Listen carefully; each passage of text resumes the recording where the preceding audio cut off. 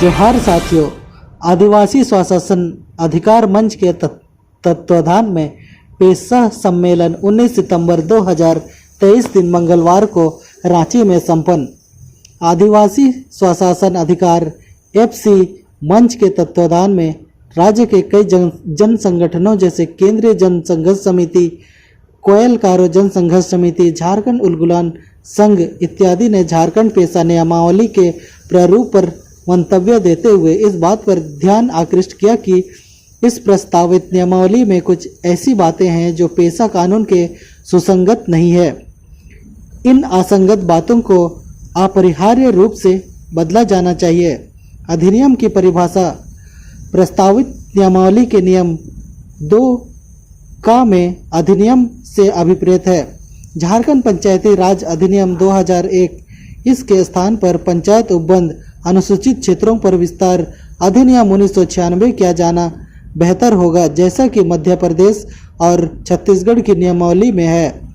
तार्किक रूप से भी यह उचित है क्योंकि इसका नाम ही पेशा नियमावली और इसे पेशा कानून के तदनुरूप ही बनाया जाना है। कार्यकारिणी समिति नियम 5(3) के अनुसार ग्राम सभा के निर्णयों के क्रियान्वयन की जिम्मेदारी ग्राम पंचायत के कार्यकारिणी समिति की होगी। इस नियमावली से ग्राम सभा की क्षमता तथा अधिकार पर प्रतिकूल प्रभाव पड़ेगा। इसकी जगह ग्राम सभा की कार्यकारिणी समिति की होनी चाहिए। इसके साथ ही परिभाषा खंड के 2 या में ग्राम पंचायत की कार्यकारिणी समिति की जगह ग्राम सभा की कार्यकारिणी समिति होनी चाहिए और साथ ही इसे पुनर्परिभाषित करने की जरूरत है। ग्राम सभा की कार्यकारिणी से अभिप्रेत है ग्राम सभा अध्यक्ष तथा इस कार्य हेतु ग्राम सभा के चयनित सदस्य। ग्राम सभा की स्थायी समितियां नियमावली में ग्राम सभा के निम्नलिखित स्थायी समितियां हैं। पहला, ग्राम विकास समिति। दूसरा, सार्वजनिक संपदा समिति। तीसरा, कृषि समिति। चौथा, स्वास्थ्य समिति। पांचवा, ग्राम रक्षा समिति। छठा, आधारभूत संरचना समिति। सातवां, शिक्षा एवं सामाजिक न्याय समिति। आठवां, निगरानी समिति। इनमें से ग्राम रक्षा समिति को वे सभी कार्य सौंप दिए गए हैं जो प्रथागत व्यवस्था द्वारा देखे जाते हैं, अतः इस समिति की आवश्यकता नहीं है, बल्कि यह पारंपरिक व्यवस्था के विरुद्ध है।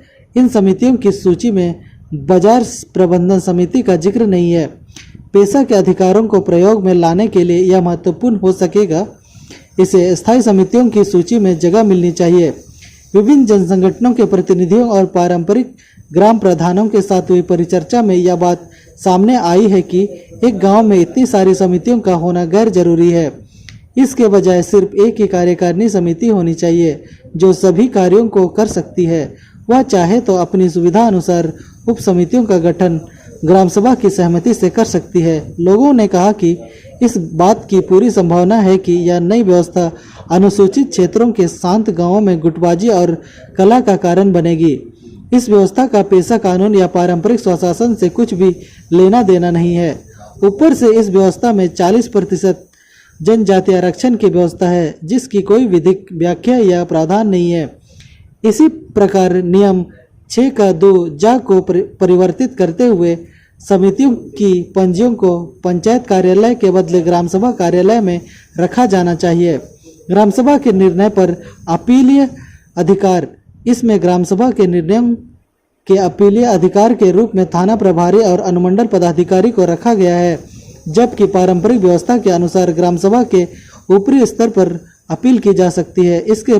इसके पश्चात न्यायालय में भूमिका रखी जानी चाहिए।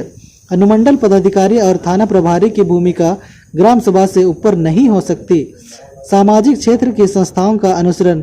यहाँ पर अनुसरण शब्द की जगह नियंत्रण शब्द होना चाहिए, जैसा कि पेशा कानून में किया गया है। भू अर्जन एवं पुनर्स्थापन के पूर्व ग्राम सभा का परामर्श। इस नियमावली में भू अर्जन एवं पुनर्स्थापन से संबंधित प्रावधानों को झारखंड पुनर्स्थापन एवं पुनर्वास नीति 2015 को छोड़ दिया गया है।